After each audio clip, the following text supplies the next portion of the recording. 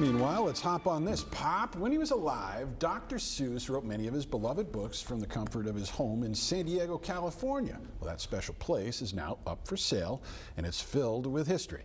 Brian White takes us inside the home that inspired decades of imagination.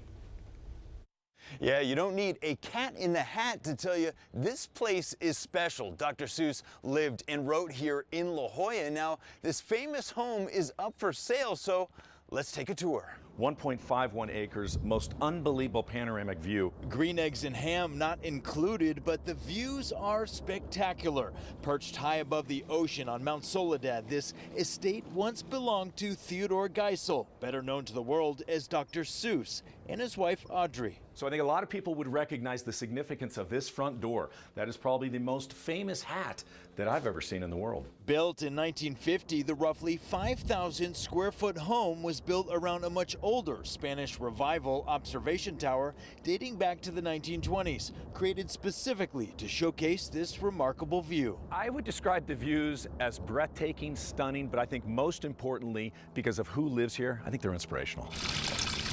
From this hillside retreat, Geisel wrote about 42 of his 68 published works, including The Cat in the Hat and Green Eggs and Ham.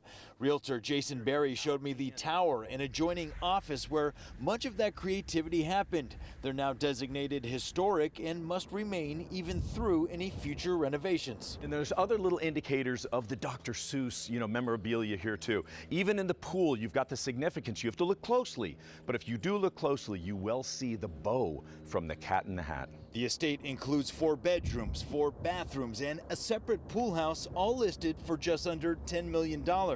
After Geisel died in 1991, the home was eventually donated to UC San Diego. Because the property is owned by the university, the sale goes through a special sealed bid process through April 15th.